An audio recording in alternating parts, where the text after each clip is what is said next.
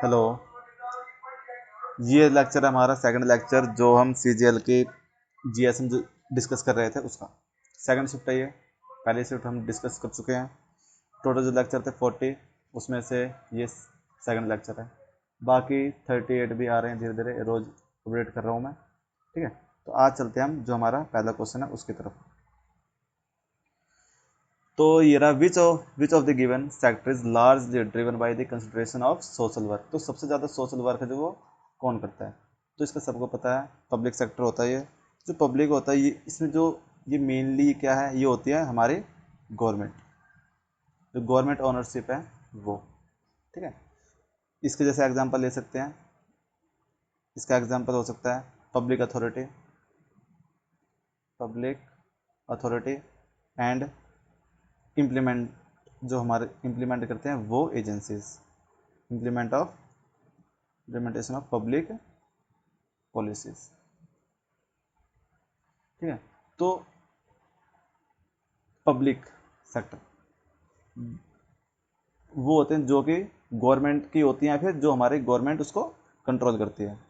तो जिसको government control करती है सब क्या होते हैं? पब्लिक सोशल वेलफेयर की चीज़ें, जैसे कि पब्लिक अथॉरिटी क्या है, और इस जो इम्प्लीमेंटेशन ऑफ पब्लिक पॉलिसी है ये सब कौन करता है? गवर्नमेंट करता है, इसलिए इसको क्या बोलते हैं? Public ownership.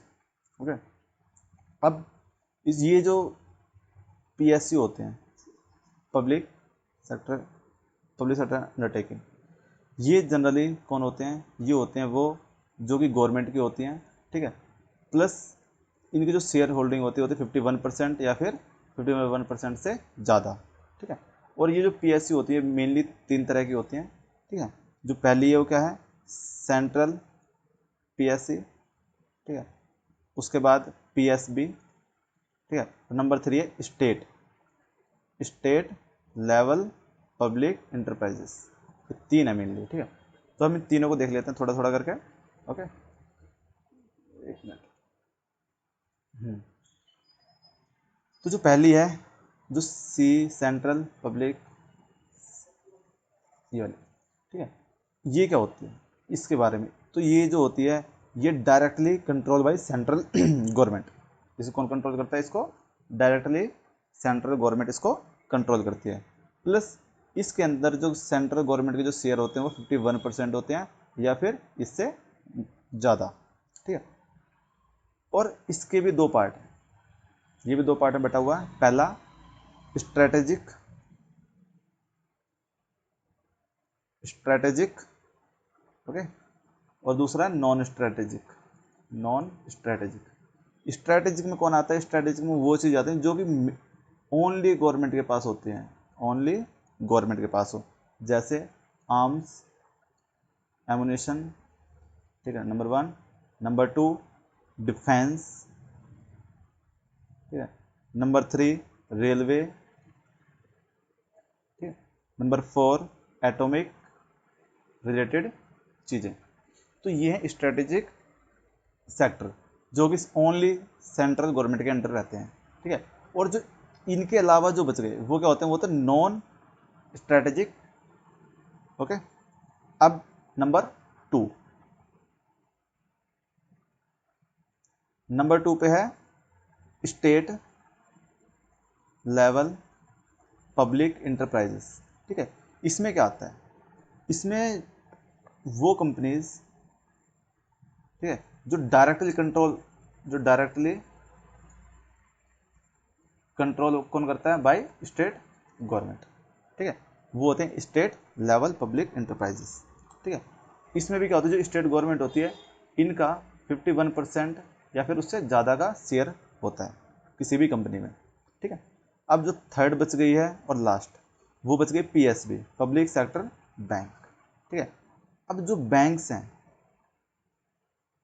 वो कितने हैं जो कि सेंट्रल गवर्नमेंट अंडरटेकिंग है?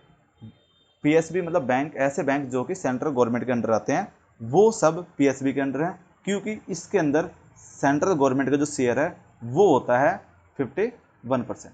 अगेन तो 51% अगर इस याद कर लेना कि जहाँ पर 51% दिख जाए तो वो समझ लेना किसका है? वो हमारी गवर्नमेंट का, चाहे वो सेंट्रल गवर्नमेंट हो या फिर स्टेट गवर्नमेंट हो। ओके, अब देखते हैं नेक्स्ट।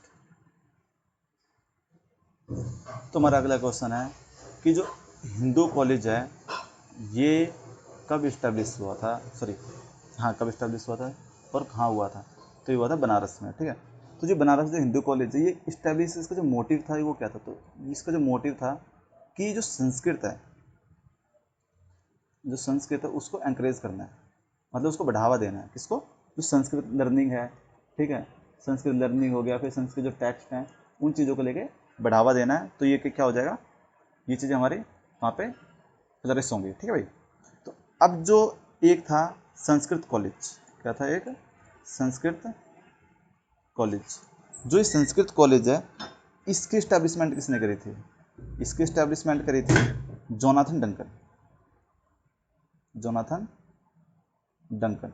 ठीक है, जोनाथन डंकन प्लस जो लॉर्ड कॉर्नवालिस है, लॉर्ड कॉर्नवालिस, इन दोनों ने मिलकर संस्कृत कॉलेज की स्थापना करी थी। ओके, और जो जोनाथन डंकन है इन्होंने ही सजेस्ट किया था, इन्होंने क्या करा था, सजेस्ट किया था किस लिए, ये कॉलेज इस्टेब्लिश करने के लिए। ठीक है, अब कुछ कॉर्नवालिस के बारे में एक दो चीज़ देख लें, जैसे कि ये सिविल सर्विसेज का जो एग्जामिनेशन वो कौन लेके आया था पहली बार, कॉर्नवालिस। प्लस एक चीज़ और इन्होंने अच्छी कर दी 1793 में, 1793 में क्या लेके आया था ये, परमानेंट सेटलमेंट। ठीक है, परमानेंट सेटलमेंट। ठीक है, ऐसे ही परमानेंट सेटलमेंट की तरह एक महालवारी सेटलमेंट था, वो कोई और लेके आया था, और एक था महालवारी हो गया और एक था रैयतवारी। ठीक है, ये दो सेटलमेंट भी कोई और लेके आया था। ठीक है, इनके बारे में हम देखेंगे आने वाले लेक्चर्स में। ठीक है, तो अब देखते हैं संस्कृत कॉलेज के बारे में। ठीक है, जो ये संस्कृत कॉलेज था, ठीक है, जो संस्कृत कॉलेज है ये, इसका नाम चेंज हुआ था एक बार 1958 में। इसका नाम चेंज करके क्या बन गया था, ये अभी कॉलेज था तो बन गया संस्कृत यूनिवर्सिटी। क्या बन गया ये, संस्कृत यूनिवर्सिटी। और उसके बाद फिर इसको चेंज करा एक बार 1974 में। जब 1974 में किया तो इसका नाम पड़ गया संपूर्णानंद। ठीक है, संस्कृत यूनिवर्सिटी। ठीक है, तो ये इसका नाम चेंज करके संपूर्णानंद बना दिया। ठीक है भाई, अब इससे एक दो चीज़ और देख लेते हैं यहाँ से रिलेटेड, जैसे कि नंबर 1 जो नालंदा यूनिवर्सिटी है, नालंदा जो यूनिवर्सिटी है ये इस्टेब्लिश किसने करवाई थी या फिर इसके फाउंडर कौन थे, तो वो थे कुमारगुप्त, कुमारगुप्त वन। ठीक है भाई, अब जो कुमारगुप्त वन थे ये किस डायनेस्टी के थे, ये थे गुप्ता डायनेस्टी के। किसके थे ये, गुप्ता डायनेस्टी के। ओके, और एक चीज़ और देख लेते हैं अब इसी के लगे हाथ, नंबर 2 पे, जगह कहाँ ये, नंबर 2 पे देखते हैं विक्रमशिला यूनिवर्सिटी। विक्रमशिला यूनिवर्सिटी, जो विक्रमशिला यूनिवर्सिटी थी इसके जो फाउंडर थे या जिसने इस्टेब्लिश करवाई थी, किसने करवाई, धर्मपाल। ठीक है भाई, धर्मपाल एक राजा थे उन्होंने। ठीक है, जो कि पाल डायनेस्टी के थे। ठीक है, अब चलते हैं अगले क्वेश्चन की तरफ। प्लीज़ इसके सारे के सारे फैक्ट याद रख लेना, जितना कि हमने ये संस्कृत कॉलेज देखा है, इसकी स्थापना किसने करी थी, Jonathan Duncan plus Cornwallis. Cornwallis क्या क्या लेके आया था और इसने क्या करा था। ठीक है, महालवारी, रैयतवारी और परमानेंट सेटलमेंट, इनके बारे में भी आगे आने वाले लेक्चर्स में देख लेंगे हम। ठीक है, और नालंदा यूनिवर्सिटी थी ये किसने इस्टेब्लिश करी थी। ठीक है, और जो विक्रमशिला यूनिवर्सिटी ये भी किसने इस्टेब्लिश करवाई थी और कहाँ करवाई थी, ये कमेंट में बता देना भाई, इतना तुम कर ही सकते हो। ठीक है भाई, अगला देखते हैं। अगला क्वेश्चन है, in which of the following language did Jyotiba Phule write Gulamgiri. तो इसका डायरेक्ट आंसर क्या है, मराठी, जो गिवन है।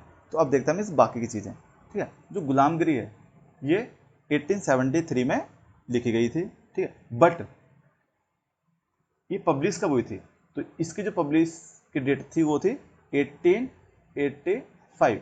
ये वही ईयर है जिस टाइम पे आईएनसी की स्थापना की गई थी।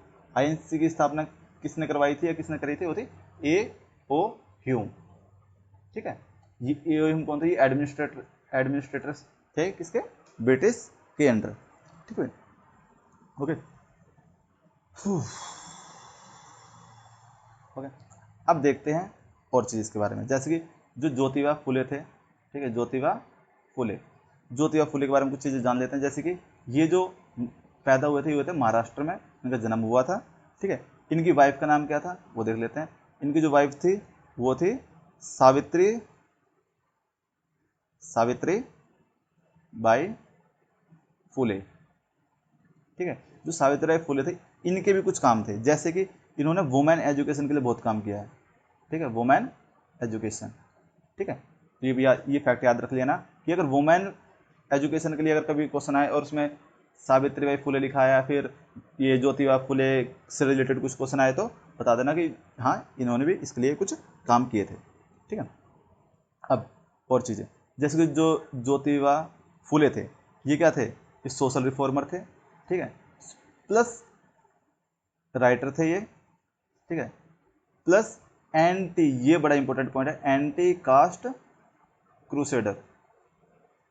ठीक है, कि जो भी कास्ट सिस्टम था उसके ये अगेंस्ट रहते थे कि ये कास्ट वो कास्ट जो भी है ये चीज़ें गलत है, ये चीज़ें नहीं होनी चाहिए हमारी सोसाइटी में। ओके भाई, अब देखते हैं इन्होंने और भी चीज़ें बनाई थी, जैसे कि इन्होंने एक चीज़ की फाउंडेशन करी थी। ठीक है, ये फाउंडर थे किसके, ये फाउंडर थे सत्यशोधक समाज के। किसके, सत्यशोधक समाज। ठीक है भाई, तो ये चीज़ें इनके बारे में कुछ याद रख लें, जैसे कि गुलामगिरी। ठीक है, गुलामगिरी थी कब आई थी ये बता देना है। ठीक है, बट ये किसके लिए थी वो बता देना है। ठीक है, और ये इसकी स्थापना कब हुई थी, ये पब्लिश कब हुई थी 1885 में। 1885 में एक चीज़ हुई थी, आईएनसी की स्थापना हुई थी जो कि एक एओ ह्यूम ने करी थी। और कुछ चीज़ें ज्योतिबा फुले के लिए ये महाराष्ट्र में पैदा हुए थे, ये सोशल रिफॉर्मर थे, ये राइटर भी थे, ये एंटी कास्ट क्रूसेडर भी थे। इनकी वाइफ थी सावित्रीबाई फुले, ये वुमेन एजुकेशन के लिए कुछ ज़्यादा ही सपोर्ट में रहती थी। ठीक है, अब चलते हैं आगे। नेक्स्ट क्वेश्चन है राबी क्रॉप्स के ऊपर बताना है कि कौन सी सिर्फ और सिर्फ क्या है राबी क्रॉप्स है। ठीक है, तो आंसर हमारा है बार्ले एंड ग्राम। ओके, अब देखते हैं इसके लिए और भी चीज़ें, जैसे कि जो क्रॉप्स हैं, अब चलते हैं मेनली क्रॉप्स के लिए। ठीक है, क्रॉप्स के लिए देखते हैं, क्रॉप्स में देखते हैं पहले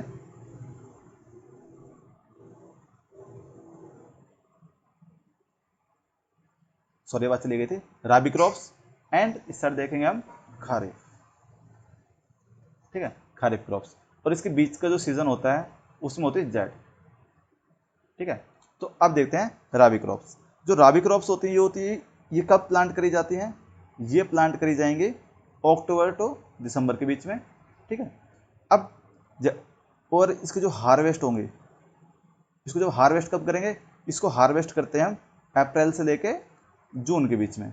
ठीक है, ओके, तो ये विंटर सीजन होता है जनरली, क्या है ये विंटर सीजन है। ठीक है, और इसके कुछ एग्जांपल और देख लेते हैं। इसका एग्जांपल क्या है, 2 एग्जांपल यहाँ पे गिवन है, और एग्जांपल देखते हैं जैसे कि वीट हो गया, बार्ले हो गया, ठीक है, ग्राम हो गया, पीज हो गया, और लेंटिल्स। क्या हो गया, लेंटिल्स। ये इसके 4-5 एग्जांपल हैं, ये भी हमें याद रखने पड़ेंगे कभी आने वाले जो अभी जो आगे शिफ्ट आएंगे उसमें देखना कई चीज़ें यहाँ से भी वहाँ पे पूछी गई हैं इससे रिलेटेड, एग्जैक्ट नहीं उससे रिलेटेड। अब चलते हैं खारीफ की तरफ। जो खारीफ है, ठीक है, ये जो खारीफ क्रॉप है इसके बारे में क्या होता है। ठीक है, ये इसको हम मानसून क्रॉप भी बोलते हैं। क्या बोलते हैं, मानसून क्रॉप। ठीक है, मानसून का सीजन जो होता है वो, उसमें जो हम बोते हैं वो।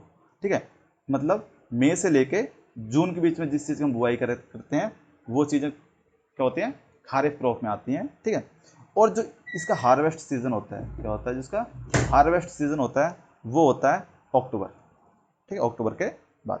ठीक है, अब इसके कुछ एग्जांपल देख लेते हैं, जैसे कि राइस। ठीक है, राइस हो गया, ठीक है, मेज़ हो गया, पल्सेस हो गए। ठीक है, तो ये क्या है, ये खारीफ की क्रॉप्स हैं।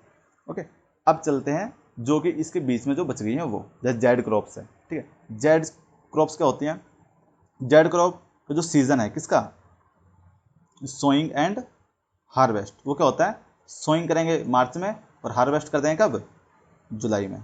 कब करेंगे इसका हार्वेस्ट, जुलाई में। ठीक है, इसको कुछ एग्जांपल देखते हैं। एग्जांपल में क्या आता है, जो कि फ्रूट्स होते हैं जो केवल तुम्हें सिर्फ इसी मंथ में मिलेंगे। ठीक है, जैसे वाटरमेलन हो गया, मेलन हो गया, ये चीज़ें। ठीक है, और फोटर क्रॉप्स भी इसी के टाइम पे उगती हैं। ओके, एक मिनट, इसमें एक पॉइंट रह गया, वो याद नोट कर लेना। जो ये खारीफ क्रॉप होता है इसमें वाटर बहुत ज़्यादा चाहिए होता है, मतलब वाटर की क्वांटिटी या फिर इरीगेशन ज़्यादा चाहिए होता है, इसलिए हम ये मानसून सीजन में इसको उगाते हैं। ठीक है, प्लस इसमें हीट या फिर हॉट क्लाइमेट चाहिए होता है। क्या चाहिए होता है, हॉट क्लाइमेट या हॉट वेदर। तो ये होती हैं कुछ क्रॉप्स जो कि हमने देख ली सारे की सारे, और बाकी चीज़ें इसमें देखते हैं आगे। प्लीज़ इस वीडियो पूरा जरूर देख लेना, अच्छे से समझ आ जाएगा आप लोगों को भी, ठीक है। अगला क्वेश्चन है, identify the example of organism that free swimming bottom dwelling, ठीक है। तो इसका करेक्ट आंसर जू प्लैंकटन है, ठीक है। अब बाकी इसके बारे में देखते हैं जो कि छोटी छोटी चीज़ें वो, जैसे जो जू प्लैंकटन है ये कहाँ मिलते हैं, ठीक है। ये generally found in fresh water, ठीक है, फ्रेश वाटर में मिलेगा ये, या फिर मैराइन वाटर में मिलेगा, ठीक है। ये जो यहाँ पे पाए जाते हैं वो होते हैं जू प्लैंकटन, ठीक है। जू प्लैंकटन की कई बार एग्जाम्पल पूछ लेगा, या फिर एग्जाम्पल देगा और बताएगा, पूछेगा कि ये बताओ ये किससे रिलेटेड है या फिर ये क्या है। तो इसका जो एग्जाम्पल है, पहला एग्जाम्पल क्या है, क्रिल्स, ठीक है। गूगल कर लेना, आपको इसकी फोटो मिल जाएंगी, अच्छी अच्छी सी हैं, सुंदर सुंदर से, ठीक है। नंबर 2 जेली फिश, क्या है, जेली फिश, ठीक है।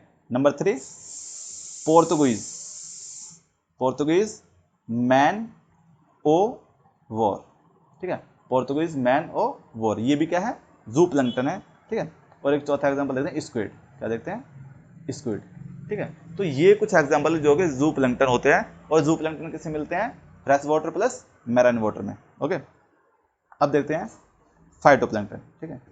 फाइटोप्लैंकटन के बारे में, जो फाइटोप्लैंकटन है ये कहाँ रहते हैं, तो ये क्या करते हैं, live in only watery environment, क्या होता है ये, ओनली वाटरी इन्वायरमेंट, और ये दोनों में रह सकते हैं, क्या, बोथ, मतलब सॉल्टी प्लस फ्रेश, दोनों वाटर में रहते हैं ये, ठीक है, salty water plus fresh water, ठीक है।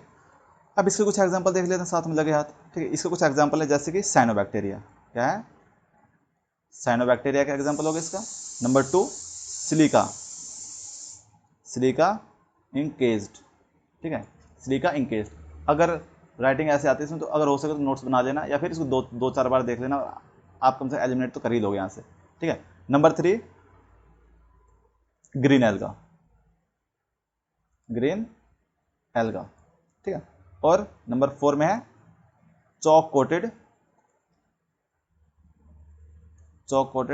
कैकोलिथोस्फेयर, ठीक है, चॉक कोटेड कोकोलिथोस्फेयर, ठीक है। तो ये कुछ एग्जांपल थे जो कि हमने फाइटोप्लैंकटन के भी देख लिए, ठीक है। अब चलते हैं नेक्स्ट की तरफ। जेलीफिश का पता है, जेलीफिश इसका पार्ट है, ठीक है, जेलीफिश ये बताया ना यहाँ पे, ठीक है। बट इसमें पूछा गया था ऑर्गेनिज्म एग्जाम्पल बड़ा सा, तो इसने पूरी कम्युनिटी पूछी, तो इसलिए हमने इसका आंसर जू प्लैंकटन दिया। कई बच्चे लगाते हैं भाई ये भी तो जू प्लैंकटन है, बट इसने ये नहीं पूछा था कि कौन सा है, इसने पूछा था जो उसमें फ्लोट करता है उनको क्या बोलते हैं, ठीक है। तो देखते हैं अगला, नेक्स्ट है वुहान, सिंपल सा आंसर। इससे डायरेक्ट ये क्वेश्चन हुआ है जो करंट अफेयर में रहा होगा, अगर आपको आता है तो आप लगा दीजिए, अदरवाइज इसको स्किप कर दे, क्यों फालतू में माइनस करवाना अपना, ठीक है। नेक्स्ट, ओह ये क्वेश्चन ऐसा है कि जिसमें आपको कम से कम 10-15 मिनट आपको सुनना पड़ेगा, लेकिन हाँ अगर आपने सुने तो आपको कोई भी घराना किराना मिस नहीं होगा, ठीक है। तो अब चलते हैं किराना की तरफ, ठीक है, जो किराना घराना उसकी तरफ, ठीक है। जो ये है ये किराना घराना ऑफ क्लासिकल म्यूजिक, ठीक है। आप देख रहे हैं हिंदुस्तानी म्यूजिक, ये क्या है, ये क्लासिकल म्यूजिक है, क्या ये क्लासिकल म्यूजिक। इसके जो फाउंडर थे, इसके फाउंडर कौन थे, अब्दुल करीम खान, ठीक है। प्लस एक पर्सन और था इनके साथ, कौन था वो, अब्दुल वाहिद खान, ठीक है। तो इन दोनों ने मिलकर इस घराने की स्थापना करी थी, ठीक है। ये भी इनसे ही रिलेटेड है, ठीक है। अब चलते हैं कि इस घराना के कौन कौन से एक्सपोनेंट है। एक्सपोनेंट का मतलब क्या होता है, जो कि इसमें महारत हासिल करके गए थे, या फिर जो इससे रिलेटेड पर्सन थे, ठीक है। जैसे कि एग्जाम्पल नंबर 1 हीराबाई, ठीक है, हीराबाई बरोडकर, ठीक है। नंबर 2 बेगम अख्तर, ये नाम अच्छे से याद कर लें, 2-3 बार भी और भी आएगा, ठीक है। बेगम अख्तर भी इसी इनसे रिलेटेड थी। नंबर 3 भीमसेन जोशी, ठीक है। नंबर 4 गंगूबाई हांगल, ठीक है। नंबर 5 प्रभा आत्रे, नाम सुन के लग रहा होगा ये तो महाराष्ट्र है, ठीक है, प्रभा आत्रे। तो ये थे कुछ इनसे रिलेटेड जो एक्सपोनेंट रहे हैं वो, अब देखते हैं अगला घराना, ठीक है। इसी में देख लेते हैं साइड में जाके अगला घराना कौन सा है। अगला घराना है ग्वालियर, ठीक है। ग्वालियर के बारे में, इसके जो फाउंडर थे, इसके फाउंडर कौन थे। इसके फाउंडर 2-3 लोग थे, जैसे कि नंबर 1 उस्ताद हसू खान, नंबर 2 उस्ताद हदू खान, ठीक है। हसू खान, हदू खान, और नंबर 3 नाथू,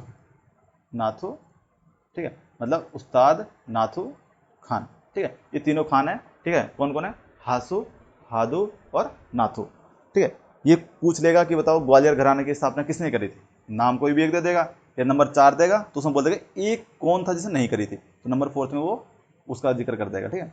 अब चलते हैं इनके एक्सपोनेंट कौन कौन थे, ठीक है। इनके एक्सपोनेंट, ठीक है। तो जो इनका जो बड़े फेमस एक्सपोनेंट थे जो पहले बाल कृष्ण, कौन थे, बाल कृष्ण, ठीक है। नंबर 2 करंजीकर विष्णु, ठीक है। करंजीकर विष्णु, ठीक है। इनका पूरा नाम करंजीकर विष्णु दिगांबर पालुसकर था, ठीक है। बहुत बड़ा नाम था इनका, याद कर लेना, 2-3 बार वीडियो देखना, याद हो जाएगा अपने आप, ठीक है। और अगला है पंडित ओमकारनाथ ठाकुर, ठीक है। ओमकारनाथ ठाकुर। और नंबर 4 पे देखते हैं, नंबर 4 पे कौन था, वीना। एक बात और, अगर कोई लेडीज है तो उसको जरूर याद कर लेना, क्योंकि कई बार ऐसे चीज पूछते हैं तो बता देनी है, वो क्या बोलते हैं, एक्सेप्शन। तो वीना सारस बुदे। नंबर 5 मालिनी राजूकर।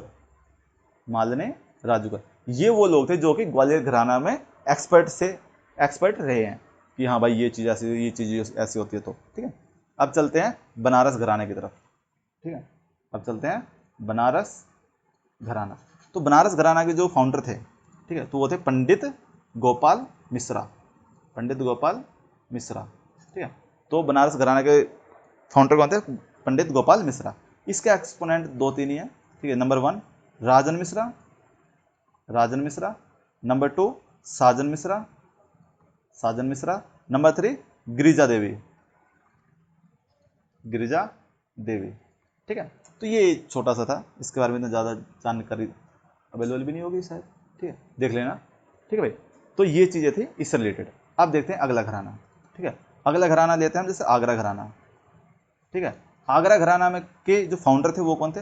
आगरा घराना के फाउंडर थे 3 लोग, जैसे कि हाजी सूजन खान। कौन थे, हाजी सूजन खान। नंबर 2 पे थे उस्ताद घग्गे, ठीक है। नंबर 3 खुदा बख्श, सॉरी नंबर 2 वही है, यही पूरा नाम है इनका, उस्ताद खुदा बख्श, ठीक है। अब इनके जो एक्सपोनेंट थे कौन थे, आगरा घराना के एक्सपोनेंट जो कि इनसे रिलेटेड थे, जैसे फयाज खान, ठीक है। नंबर 2 हुसैन खान, ठीक है। नंबर 3 दिनकर काकिनी, ठीक है। तो ये थे कुछ लोग जो कि इससे रिलेटेड थे, ठीक है। अब पूछने के लिए 2 ही क्वेश्चन बनते हैं इनके पास, पूछना कैसे है, या तो उनके फाउंडर पूछ लो या फिर उनके एक्सपोनेंट पूछ लो जो कि करंट में रहते हैं, ठीक है। ये करंट के ही क्वेश्चन होते हैं जो कि ऐसे आते हैं, ठीक है। अब देखते हैं नेक्स्ट घराना, अगला पटियाला घराना। जो पटियाला घराना था, इसके जो फाउंडर थे वो कौन थे, वो थे उस्ताद फतेह अली खान, ठीक है। उस्ताद फतेह अली खान प्लस उस्ताद अली बख्श, ठीक है। यही फाउंडर थे इसके। अब इसके कुछ एक्सपोनेंट देखते हैं। इनके एक्सपोनेंट कौन थे, इनके एक्सपोनेंट मतलब इनसे रिलेटेड कौन कौन थे। बड़े गुलाम अली खान, कौन थे, बड़े अली गुलाम खान, ठीक है। अब नेक्स्ट नाम है अजय चक्रवर्ती, ठीक है। नंबर 3 रजा अली खान। नंबर 4 बेगम अख्तर। बेगम अख्तर अभी थोड़ी देर पहले देखा हमने, बेगम अख्तर, ठीक है, ये वही है, ठीक है। नंबर 5 निर्मला देवी, निर्मला देवी, ठीक है। ये कुछ लोग थे जो कि इनसे जुड़े हुए थे। एक नाम हो रहा है नैना देवी, नैना देवी, ठीक है। नंबर 7 परवीन, परवीन सुल्ताना, ठीक है। तो इनके नाम जरूर याद रख लेना, इनके नाम ही पूछते हैं कि बताओ जो नीना देवी थी ये किस घराने से रिलेटेड थी, तो ये थी पटियाला घराना से रिलेटेड, ठीक है। इनमें से एक नंबर का क्वेश्चन है या फिर 2 नंबर का जैसे भी आता होगा, तो इनसे क्वेश्चन ये बनता है, बताओ इससे रिलेटेड कौन था, फिर ये किससे रिलेटेड था, या किस घराना से रिलेटेड है, या फिर बताओ ये हिंदुस्तानी म्यूजिक है या फिर कार्नेटिक म्यूजिक। तो जो जैसे जैसे आगे लेक्चर बनेंगे तो उसमें कार्नेटिक म्यूजिक के भी क्वेश्चन आए हुए हैं। इसका मतलब ये है कि आप एक सीरीज पूरी कंप्लीट कर लो, ठीक है, उसमें इतना हो जाएगा कि अब आपके घराने में कोई भी क्वेश्चन छूटने से रहे, ठीक है भाई। अब चलते हैं आगे। नेक्स्ट है दिल्ली घराना, नेक्स्ट है दिल्ली घराना। दिल्ली घराना के फाउंडर कौन थे? इसके जो फाउंडर थे वो थे उस्ताद मम्मन खान, उस्ताद मम्मन खान, ठीक है। इसे कुछ एक्सपोनेंट थे, एक्सपोनेंट जैसे चांद खान, ठीक है, ये भी इससे रिलेटेड थे, और नसीर अहमद खान, ठीक है, नसीर अहमद खान, चांद खान, ठीक है, और भी हैं जैसे उस्मान खान, उस्मान खान, ठीक। उसके बाद इकबाल, ठीक है, अहमद खान, इकबाल अहमद खान। प्लस में ये नाम जरूर याद कर लेना, ये थोड़ा एक्सेप्शन सा लग रहा है, जैसे कृष्णा बिष्ट, ठीक है, कृष्णा बिष्ट, ठीक है, ये कुछ नाम थे, ओके। अब देखते हैं नेक्स्ट, अगले में क्या है, मेवाती घराना, ये लास्ट है बस, ठीक है, मेवाती घराना, ठीक है। मेवाती घराना के फाउंडर कौन थे? ये नाम हमने इससे पहले ही पढ़ा है, गग्गे, गग्गे नज़ीर खान, ठीक है। अब बता देना कहाँ पे पढ़ा है, ठीक है। और इसके जो एक्सपोनेंट थे वो कौन थे? पंडित गसराज, ठीक है, गसराज, ये नंबर 1। नंबर टू पे है मोतीराम, मोतीराम। नंबर 3 मनीराम। नंबर 4 संजीव, संजीव अभ्यंकर, संजीव अभ्यंकर, ठीक है। तो ये था मेवाती घराना। इसके फाउंडर कौन थे? ये फाउंडर और ये बाकी 4 इनके एक्सपोनेंट है, पंडित गजराज, ठीक है, मोतीराम, मनीराम या फिर संजीव अभयराज, ठीक। अब चलते हैं नेक्स्ट क्वेश्चन की तरफ। हाँ जी, तो ये है बिहार, बिहार से रिलेटेड वहाँ के सीएम जो 8वीं बार शपथ लिए, तो उसका आंसर है नीतीश कुमार, ठीक है। अब देखते हैं बिहार के बारे में कुछ चीज़ें, ठीक है। एक बात और, जो नीतीश कुमार है ये यूनियन मिनिस्टर भी रहे हैं हमारे, क्या रहे हैं? Union minister. कब रहे हैं ये? जब अटल बिहारी वाजपेयी पीएम थे तब, ठीक है, नीतीश कुमार, ओके। उसके बाद बिहार के बारे में, बिहार की जो कैपिटल क्या है? पटना है, सबको पता होगा, ठीक है। अब जो गवर्नर हैं, गवर्नर कौन है? राजेंद्र विश्वनाथ आर्लेकर, ठीक है, आर्लेकर, ओके। कौन है? राजेंद्र विश्वनाथ आर्लेकर, ठीक है। अब जो वहाँ की जो लोकसभा की जो सीटें हैं,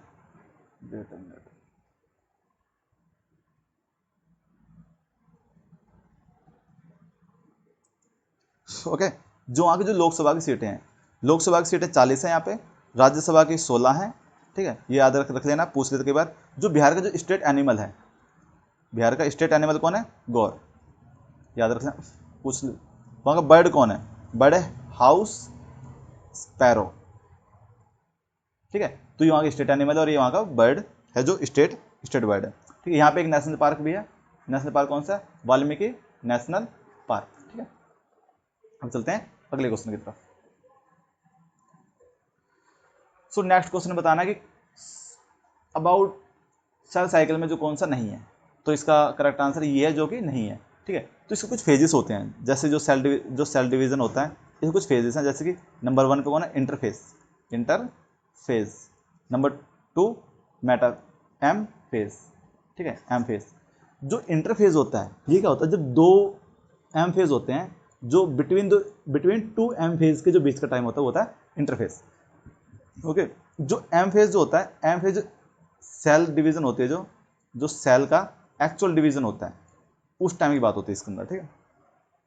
जो इंटर फेज होता है, ये 3 स्टेप होते हैं इसके, जैसे कि G1, S4 और G2। जो S है वो क्या होता है, सिंथेसाइज, ठीक है, क्या है, सिंथेसिस फेज। ये सिंथेसिस फेज होता है। इसमें किस चीज़ का सिंथेसिस ये होता है, DNA का सिंथेसाइजेशन यहाँ पे, ठीक है, ओके। जो G1 होता है, जो G1 है ये क्या होता है, G1 होता है ग्रोज, किसका, यहाँ पे सेल ग्रोज करती है तो बोलते हैं G1, ठीक है। और G2 में क्या होता है, G2 में जो प्रोटीन का सिंथेसाइजेशन होता है, प्रोटीन का सिंथेसाइजेशन होता है G2 पे, ठीक है। जब सेल एक्चुअल डिवीजन करने लगती हैं तो वो इस टाइम पे आ जाती हैं, ठीक है। सेल इसके बाद डिवीजन होने लगता है सेलों में, ठीक है। अब सेल डिवीजन भी कई तरह से होता है, ठीक है। माइटोसिस होता है, मियोसिस होता है। माइटो में 2 और मियो में 2, 4, 6 ऐसे चलता रहता है, ठीक है, ओके। अब चलते हैं इसके कुछ चीज़ें और देखते हैं इसके बारे में, जैसे कि जो एम फेज है, एम फेज के अंदर क्या क्या आता है, एम फेज के अंदर साइटोकाइनिन्स आता है, साइटोकाइनिन्स, ठीक है। उसके बाद टीलोफेज क्या होता है, टीलोफेज किस में आता है, एम फेज में आता है, ठीक है। एनाफेज, एनाफेज भी किसका है, एम फेज का ही है। एनाफेज के बाद मेटाफेज, ठीक है। ये मेटाफेज, इससे एम फेज में लगा लेना, दोनों अलग अलग हैं, ठीक है, मेटाफेज। उसके बाद है प्रोफेज, ठीक है। तो प्रोफेज भी इसी से रिलेटेड। अगर आपसे कोई बोल देगा बताओ एम फेज में कौन कौन से फेजेस नहीं है, तो बता देना इसमें से कौन कौन से नहीं है, ये 5 हैं, और जो इसके अलावा कोई आंसर तो मतलब वो नहीं है, ओके। अब देखते हैं अगला। हाँ, तो Shyamaji Krishna Verma establish India house. India house establish कहाँ करा था, तो ये करा था लंदन में। कब किया था, 1905 में, ठीक। अब श्यामाजी कृष्णा के बारे में और चीज़ देखते हैं, जैसे कि ये इन्होंने और क्या करता, ये थे इंडियन पैट्रियट, ठीक है। ये लॉयर भी थे, ठीक है, ये लॉयर भी थे और ये जर्नलिस्ट भी थे, ठीक है। अब ये इतने चीज़ तो थे। अब इन्होंने ये किस किस के ये फाउंडर हैं, किस किस के ये फाउंडर हैं। तो नंबर 1 पे देखते हैं, यही Indian home rule society, Indian home rule society, जो कि 18 फरवरी 1905 में इन्होंने बनाई थी, ठीक है। एक था इंडिया हाउस, जो कि हमने ऊपर देख लिया, ठीक है। इंडिया हाउस भी कब बनाया था, 1905 में बनाया गया था। और एक और देखते हैं जो इनसे रिलेटेड था, नंबर 3, द इंडियन सोशोलॉजिस्ट, ठीक है। ये कहाँ पे हुआ था, ये भी इन्होंने लंदन में ही बनाई थी, ठीक है। कब बनाई थी, 1905 में, ठीक है। और जो ये जो बनाई थी ना, इसका जो मेन मोटिव था, ये क्या था वो बताओ, ठीक है। सो जो ये जो बनाई गई थी, ये क्या था, ये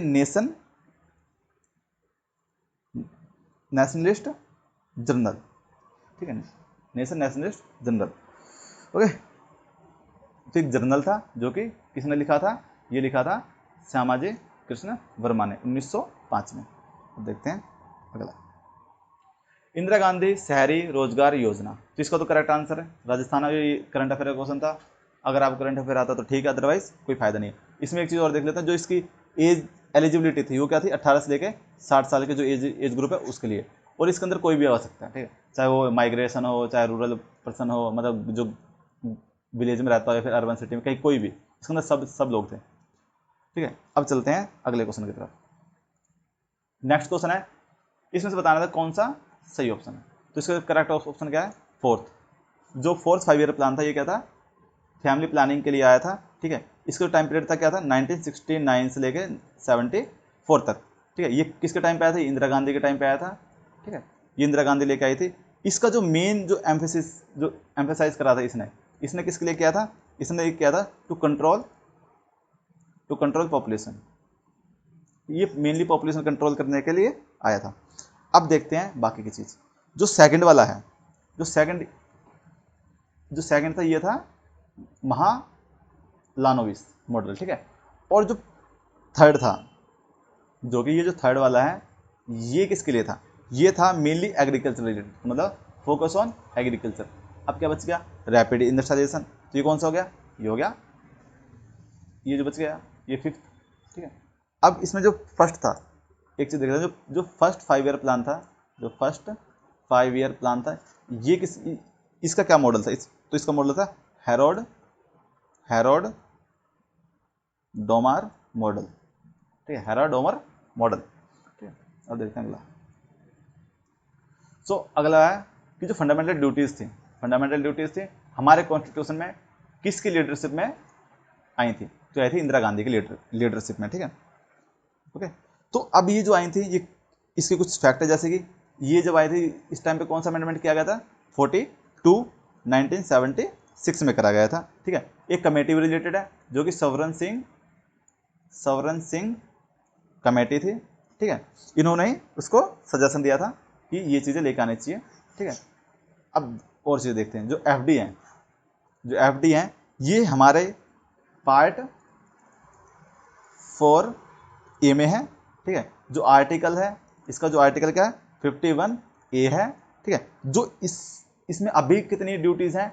टोटल 11 है, ठीक है। अभी 1 जो लेटेस्ट स्टडी करते बता देना कमेंट में क्या है, जो बच्चों से रिलेटेड थे, ठीक है। और जो ये जो कंसेप्ट था फंडामेंटल ड्यूटीज़ का, कहाँ से आया था? यूएसएसआर, जो कि अभी उसका ये कोलैप्स हो गया था, उसका रशिया +18 बन गए थे ये, ठीक है। अब देखते हैं अगला question. Next question, which of the following festival is celebrated in the month of August and September? Onam, ये जनवरी में होते हैं, ये भी जनवरी में होता है। तो ये काइट फेस्टिवल कहाँ गया? ठीक है, ये दोनों तो जनवरी के हो गए। तो काइट फेस्टिवल तो ये हमारे यहाँ मनाया जाता है, कहाँ मनाया जाता है बता देना कमेंट में, ठीक है। और कब मनाया जाता है वो बता देना कमेंट में, ठीक है। अब देखते हैं कुछ चीज़ें, बट इसमें उससे पहले देखते हैं जो ओनम है, ठीक है। ये मलयाली पीपल्स मनाते हैं। कौन मनाता है? मलयाली पीपल्स। क्यों? क्योंकि ये इनका हार्वेस्टिंग फेस्टिवल है। क्या इनका ये हार्वेस्टिंग फेस्टिवल है, या फिर हार्वेस्टिंग एनुअल फेस्टिवल भी बोलते हैं, ठीक है। ये कुछ चीज़ें। और ये केरला में मनाया जाता है। कहाँ मनाया जाता है? ये केरला में मनाया जाता है। और केरला के लार्जेस्ट फेस्टिवल है। क्या ये लार्जेस्ट फेस्टिवल है, ठीक है भाई। अगला, मिशन कुशलकर्मी, ये दिल्ली का है, आता है तो करो, अदरवाइज छोड़ दो इसको, ठीक है। तो अब दिल्ली के बारे में, जो दिल्ली के जो हमारे सीएम है वो मिस्टर अरविंद केजरीवाल हैं, ठीक है। और जो डिप्टी सीएम है वो मनीष सिसोदिया हैं अभी, ओके। और जो यहाँ के जो लेफ्टिनेंट गवर्नर हैं, क्योंकि यहाँ गवर्नर तो होगा नहीं बिकॉज यूटी है, तो जो लेफ्टिनेंट गवर्नर वो विनय कुमार हैं, विनय कुमार सक्सेना, ठीक है। ये कुछ चीज़ याद रख लेना। और भी चीज़ देखते हैं इसके बारे में, जैसे कि लेजिस्लेचर, जो लेजिस्लेचर है ये कैसी है? यूनिकैमरल है। कैसी है ये? यूनिकैमरल है। और जो यहाँ पर राज्यसभा की सीटें हैं वो 3 हैं, जो लोकसभा की सीटें हैं वो 7 हैं। और जो लेजिस्लेचर जो दिल्ली के उसमें कितनी सीटें हैं? उसमें 70 सीटें, ठीक है guys. Next, first edition of the youth Olympic game, ये तो सिंगापुर में हुए थे, ठीक है। अब जो फर्स्ट हुए थे, जो एडिशन था सिंगापुर में होते कब हुआ था? 2010 में हुआ था, ठीक है। जो ये इसमें जो एथलीट पार्टिसिपेट करते हैं उनकी एज क्या होती है? उनकी एज होती है 15 से लेकर 18 ईयर ओल्ड ओनली, इसके कम और से ज़्यादा के नहीं लेते। अब देखते हैं लुइसियाना में विंटर में हुए थे। ये कब हुए थे? 2020 में, ओके। अब 2024 में कहाँ होने वाले हैं? 2024 जो विंटर यूथ ओलंपिक है गेम है, ये कहाँ होंगे? ये होंगी साउथ कोरिया में एक जगह है गैंगवॉन साउथ कोरिया में है, जहाँ पे 2024 में होंगे, ठीक है। उसका 2026 में कहाँ होंगे? 2026 में डाकर सेंगल, ठीक है। अगर किसी को पता है जगह कहाँ पे तो प्लीज़ कमेंट में जरूर बता देना, ठीक है। ये किस कॉन्टिनेंट है, फिर किस सिटी में पड़ती है, किस कंट्री में पड़ती है, वगैरह वगैरह, ओके। अब देखते हैं इसके बारे में, इसके बारे में जानते हैं कि यूथ ओलंपिक जो कमेटी है उसके बारे में, जो इंटरनेशनल ओलंपिक कमेटी है उसके बारे में। जो ये है इसके जो प्रेसिडेंट है अभी, कौन है प्रेसिडेंट? थॉमस बाच, ठीक है। और जो इसका हेडक्वार्टर कहाँ है? लुइसियाना, जो कि इसमें गिवन भी है, इस जगह पे इसका हेडक्वार्टर है। और ये कहाँ पे है लुइसियाना? ये है स्विट्जरलैंड, ठीक है। That's it. अगला देखते हैं। अगला है थॉर्ने बुशेस। जो थॉर्ने बुशेस हैं जो किस रीजन में फाइंड ये जनरली वहाँ पाए जाते हैं जहाँ पर पानी बहुत कम होता है या फिर ना के बराबर होता है, बहुत जहाँ पर रेन कम होती है, ठीक है। हाई रेनफॉल में नहीं होगा, पोलर रीजन तो बहुत ठंडा होता है, मेडिटेरियन में भी नहीं होगा, तो कहाँ बच गया ये? ड्राई डेजर्ट, ठीक है। ड्राई डेजर्ट मतलब सहारा रीजन, जो सहारा अफ्रीका है वहाँ पे, ठीक है। और इसके बारे में एक दो चीज़ और देख लेते हैं। जो थॉर्नी बुशेस हैं इसका एग्जाम्पल क्या होता है? कैक्टस है, ठीक है, और रोज़, ठीक है। तो रोज़ सबको पता हो क्या होते हैं? ये भी डंडी पर लगते हैं, जिनके ऊपर कांटे होते हैं, फिर भी तुम लड़की को देते हैं, शर्म करो कुछ, घर वालों को दे लो। अगला question, which of the following folk dance form does not belong to the state of Gujarat. सबको पता है विदेशिया नहीं है, बिकॉज विदेशिया कहाँ से, ये है एमपी। कहाँ से, ये एमपी से है। एमपी में कहाँ से, बागेलखंड। कहाँ पे, ये बागेलखंड से रिलेटेड है। और जो ये मेनली होती है, किस लिए होती है, ये थीम होती है, थीम ऑफ लव, सेपरेशन, ठीक है, रीयूनियन, मिलना वापस किसी से, या बिलव्ड के लिए। तो ये चार चीज़ें, जैसे लव, सेपरेशन, ठीक है, ये रीयूनियन, बिलव्ड, ठीक है, ये सब कुछ थीम्स होती हैं। ठीक है, अब देखते हैं बाकी की चीज़ें। ठीक है, और भी चीज़ें इसमें जैसे कि बहुत सारी आएंगे तो। ठीक है, फोक डांस देखते हैं अलग अलग। ठीक है, जैसे छाव। छाव है, ये कहाँ का मनाया जाता है, ये उड़ीसा में मनाया जाता है, वेस्ट बंगाल में मनाया जाता है, और झारखंड, ये 3 स्टेट में मनाया जाता है। जो गरबा, गरबा कहाँ मनाया जाता है, सबको पता है, गुजरात। ठीक है, ये गुजरात में हो गया। स्वांग या सॉन्ग, ये कहाँ मनाया जाता है, राजस्थान, हरियाणा, यूपी और एमपी। ठीक है, स्वांग भी हो गया। अब डांडिया, डांडिया तो सबको पता है भाई, हो जाओ फिर गुजरात। ठीक है, अगर कहीं और बनाते तो प्लीज़ कमेंट में जरूर बता देना। ठीक है, डांडिया। उसके बाद घूमर, घूमर कहाँ का है, घूमर राजस्थान, घूमो भाई। ठीक है, और कलबेलिया, कलबेलिया कहाँ का है, ये भी राजस्थान है, जो कि वहाँ की वुमेन्स मनाती है स्पेशली। ठीक है, चारबा, चारबा ये कहाँ का है, एचपी का। ये गरबा से चारबा मत लगा देना, दोनों अलग अलग है। ठीक है, उसके बाद भांगड़ा, भांगड़ा सबको पता था भाई, पंजाब, ये कोई पूछेगा भी नहीं, अब इतना फेमस हो चुका है। फिर रासलीला, रासलीला कहाँ की है, या फिर नौटंकी, ये कहाँ की है, ये सब दोनों यूपी की हैं। ठीक है, उसके बाद दादरा, दादरा कहाँ, ये भी यूपी का है। ठीक है, उसके बाद ज्वारा, ये इंपॉर्टेंट है, ये याद रख लेना, ज्वारा, ज्वारा, ज्वारा कहाँ का, ये एमपी का है। ठीक है, ये थोड़ा यूनिक सा है, तो इसका नाम अच्छे से याद रखते हैं। बिहू, बिहू सबको पता है कहाँ का है। ठीक है, असम। ठीक है, और एक दो हैं जैसे कि तरंग मेल। ठीक है, ये याद कर देना, तरंग मेल। तरंग मेल कहाँ का है, ये है गोवा। कहाँ का, ये गोवा का है। ठीक है, तो ये कुछ चीज़ें थी जो कि हमारे फोक डांस से रिलेटेड थे, और बहुत सारे फोक डांस भी देख लिए। ठीक है, एक और देख लेते हैं, जैसे कि थांगता। थांगता ये कहाँ का है, ये मणिपुर का है। ठीक है, ये वैसे कई बार पूछ चुके हैं, बट फिर भी याद रख लेना। ठीक है, अब देखते हैं अगला क्वेश्चन। नेक्स्ट है, who among the following classical dancer, classical dancer was rewarded with Padma Vibhushan award 2003। तो 2003 में किसको मिला था, इसका करेक्ट आंसर है सोनल मानसिंह, क्योंकि करंट में रही थी इसलिए इसका ये क्वेश्चन पूछा गया था। ठीक है, तो इनको सिर्फ यही नहीं मिला था, इनको पद्म भूषण भी मिला था। इनको क्या मिला था, प्लस में पद्म भूषण। ठीक है, ये पद्म भूषण का मिला था, ये मिला था 1992 में। ओके, और ये जो स्पेशलिस्ट थी, ये किस चीज़ की स्पेशलिस्ट थी, ये थी भरतनाट्यम। किसकी थी, भरतनाट्यम प्लस उड़ीसी, ये दोनों डांसेस में एक्सपर्ट रही हैं। ठीक है, तो अब देखते हैं बाकियों के बारे में, जैसे कि कुमुदीन लाखिया, ये थे जो ये कथक से रिलेटेड थे। ठीक है, इनको भी पद्मश्री भी मिला हुआ है इनको। ठीक है, पद्मश्री, पद्म भूषण और संगीत नाटक अकेडमी अवार्ड, ये तीनों अवार्ड मिले हुए हैं इनको। ठीक है, तो ये देख लेना, सेम क्वेश्चन आ जाएगा, ये बताओ संगीत नाटक अकेडमी अवार्ड किसको मिला हुआ है, तो वो कुमुदिनी लाखिया आंसर हो जाता है फिर। ठीक है, तो अब एक सोवाना नारायण, जो सोवाना नारायण है, इनके जो गुरु थे वो थे बिरजू महाराज। आई थिंक सबने नाम सुना होगा इसका, बिरजू महाराज कई बार क्वेश्चन में आ चुका है। ठीक है, ये इनके गुरु थे, कौन थे, बिरजू महाराज। और ये किस डांस से रिलेटेड थे, तो इसका आंसर भी क्या है, कथक डांस से ही रिलेटेड थी ये भी। ठीक है, इनको कौन कौन से अवार्ड मिल रखे हैं, इनको मिल रखा है पद्म श्री अवार्ड मिला हुआ है, पद्म श्री प्लस में SNAA संगीत नाटक अकेडमी अवार्ड। ओके, अब जो लास्ट बचा वो ये वाला। ठीक है, ये भी किससे रिलेटेड है, ये कथक से रिलेटेड है, और इनको 2011 में क्या मिला है, पद्मश्री। क्या मिला है, पद्मश्री।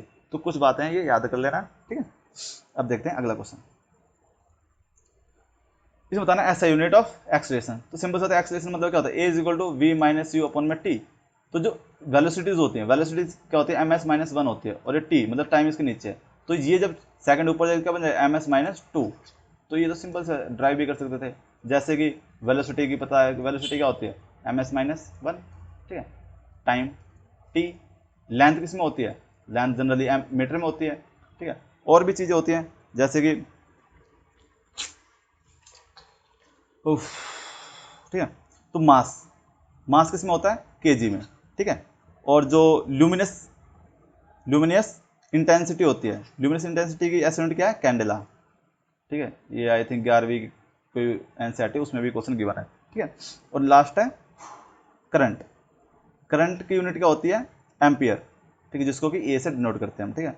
और वोल्टेज आई थिंक ये इससे पहले वाले उसने बताया था, वोल्टेज क्या होती है, वोल्ट, ठीक है। अब एक बच गया सब्सटेंस, जो सब्सटेंस होते हैं वो किस में होते हैं, वो होते हैं मोल्स, ठीक है, मोल्स, इसको बोलते हैं MOL, ठीक है, MOL लिखते हैं। एक नेक्स्ट है टेम्परेचर थर्मोडायनेमिक्स का, जो टेम्परेचर थर्मोडायनेमिक्स होता है किसमें मान नापते हैं, ये केल्विन नापते हैं, जिसकी वैल्यू कितनी होती है 273 केल्विन, कब होती है 0 डिग्री पे, ठीक है। जब भी हमें केल्विन से लेके सेल्सियस में कन्वर्ट करना है तो ऐड कर देते हैं, जब सेल्सियस से इसमें जाते हैं केल्विन में तो माइनस कर देंगे कितना 273, ओके। अब चलते हैं अगले क्वेश्चन की तरफ।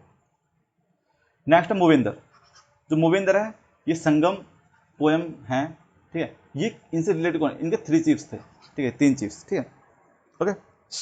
अब 3 चीफ्स ये किस किस रिलेटेड थे वो देख लेते हैं, ठीक है। जैसे कि चोलास,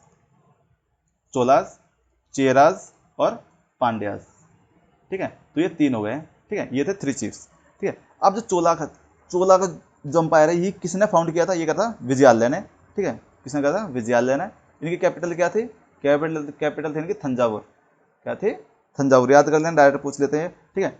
और इसकी कैपिटल क्या थी, चेराज की थी वेंगी, ठीक है, वेंजी या वेंगी, ठीक है। पांड्या कहाँ पे थे, ये थे तमिलनाडु में, ठीक है। यहाँ की कैपिटल क्या थी बता देना, ठीक है। और अब देखते हैं अगला question, vice president of India elected period कितने टाइम के लिए इलेक्ट करता है, हमारे यहाँ 5 साल है इसके, ठीक है।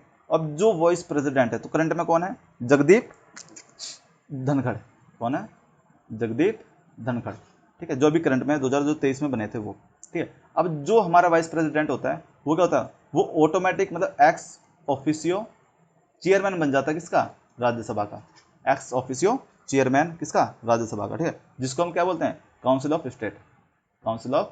स्टेट, ठीक है। और जो वाइस चेयरमैन है वो सेकंड हाईएस्ट कॉन्स्टिट्यूशनल ऑफिस है कहाँ पे, इंडिया का, हमारी कंट्री का जो सेकंड हाईएस्ट ऑफिस है वो क्या है, वाइस प्रेसिडेंट। फर्स्ट कौन है, फर्स्ट हमारा प्रेसिडेंट, ठीक है। Next, which of the following is the highest quality of coal, ठीक है। तो एंथ्रासाइट है, एंथ्रासाइट में क्यों हाईएस्ट है, क्योंकि इसके अंदर मैक्सिमम परसेंटेज किसकी होती है, कार्बन की, ठीक है, जो कि पीट के बिल्कुल अपोजिट है, पीट में बिल्कुल लीस्ट होती है, लीस्ट, ठीक है। इसके अंदर कार्बन सबसे ज़्यादा कम पाया जाता है, ठीक है। अब जो है लिग्नाइट होता है लो ग्रेड, क्या होता है ये, लो ग्रेड कोल, क्या ये लो ग्रेड कोल है। और जो बिटुमिन्स है, ठीक है, जो बिटुमिन्स क्या है, ये भी क्या है, बेटर है बाकी दोनों से, ठीक है, इससे भी और इससे भी, ठीक है। अब जो कोल है वो बनता कैसे है, ठीक है, जो कोल है वो बनता कैसे है, जो भी प्लांट्स हो गए, एनिमल्स हो गए, जो सालों पहले अर्थ के नीचे दब गए थे, जैसे कभी सुनामी आ गई तो उसके नीचे दब गए, तो उससे जो दबने के बाद इसका जो इतनी कंप्रेशन हो जाती है इन चीज़ों की कि वो क्या बन जाते हैं, कोल बन जाते हैं, और इसको बाद में क्या बोलते हैं, फॉसिल फ्यूल्स बोल देते हैं, ठीक है गाइस। अब देखते हैं नेक्स्ट क्वेश्चन, ओके। बैक्टीरियल फिलियम, ये डायरेक्ट क्वेश्चन है, अगर आता तो करो अदरवाइज छोड़ दो। ये ऐसी चीज़ है जो कि बायो अच्छे से पढ़नी पड़ेगी आप लोगों को 11वीं क्लास की, ठीक है, 11वीं क्लास के एनसीईआरटी पढ़ना, उसमें ये सारा मिल जाएगा, ठीक है। डायरेक्ट क्वेश्चन था, आता तो अदरवाइज छोड़ के निकल लो, क्यों नेगेटिव करवाना अपना फालतू में बैठ के वहाँ पे, ठीक है। 1-2 क्वेश्चन आते हैं जो कि छोड़ने लायक होते हैं, तो ये 2 क्वेश्चन थे इसमें, एक ये भी था, एक से पहले देखा था मैं, वो चाइना वुहान वाला था वो, ठीक है। अब है नेक्स्ट और लास्ट, ठीक है, कॉमन नेम बताना किसका, कैल्शियम ऑक्साइड क्लोराइड, CaOCl2, ठीक है। तो इसका करेक्ट आंसर है ब्लीचिंग पाउडर, ठीक है। अभी बनता कैसे है, ये बनता है जब हम कैल्शियम हाइड्रोक्साइड में ऐड कर दें क्या, क्लोरीन, तो ये बन जाता क्या, ये ब्लीचिंग पाउडर, ठीक है। और वॉशिंग सोडा का फॉर्मूला क्या है, NaCO3, सोडियम कार्बोनेट, ओके। अब बेकिंग सोडा क्या है, NaHCO3 sodium hydroxide carbonate. Gypsum क्या होता है, कैल्शियम सल्फेट प्लस में 2H2O, ये प्लस नहीं आएगा, यहाँ पे डॉट आएगा, ठीक है। ये होते हैं जो कि, तो ये थे हमारे कुछ क्वेश्चन जो कि एसएससी में, ठीक है, 2022 में, ठीक है, पूछे गए थे, ठीक है। एसएससी 2022 के जो सीजीएल हुआ था उसमें, तो ये 25 इसको हुए, 25 इसको हुए, तो ऐसे ऐसे करके हमारे 40 लेक्चर हैं, तो ये हमारा सेकंड लेक्चर है, तो टोटल 40 आएंगे। आई थिंक इससे ज़्यादा तो क्वेश्चन पूछेगा नहीं, लेकिन हाँ अगर आप ये देख लोगे तो जो आगे वाली शिफ्ट में आएंगे तो देख लें कई क्वेश्चन तो ये पीछे वालों से ही हो जाएंगे, ठीक है, जैसे कि आर्ट एंड कल्चर हो गया, हिस्ट्री हो गया, ठीक है, और जो इकोनॉमिक्स हैं, जो इकोनॉमिक्स टर्म आएंगे सारी से अच्छे से इलेबोरेट करके बताता हूँ। जैसे कि अभी फिलहाल GDP वाला टॉपिक बचा हुआ है, बैंकिंग का बचा हुआ है, तो ये सब आगे जो आ रही हैं उसमें ऑटोमेटिक पूरी हो जाएंगी। तो बेटर है आप पूरी सीरीज़ को फॉलो कर लेना, जो एसएससी में जो बाकी पूछे जाएंगे वो ऑटोमेटिक यहीं से ही आप आंसर करने के लिए कैपेबल हो जाओगे। Okay guys, signing off, bye bye, Tata.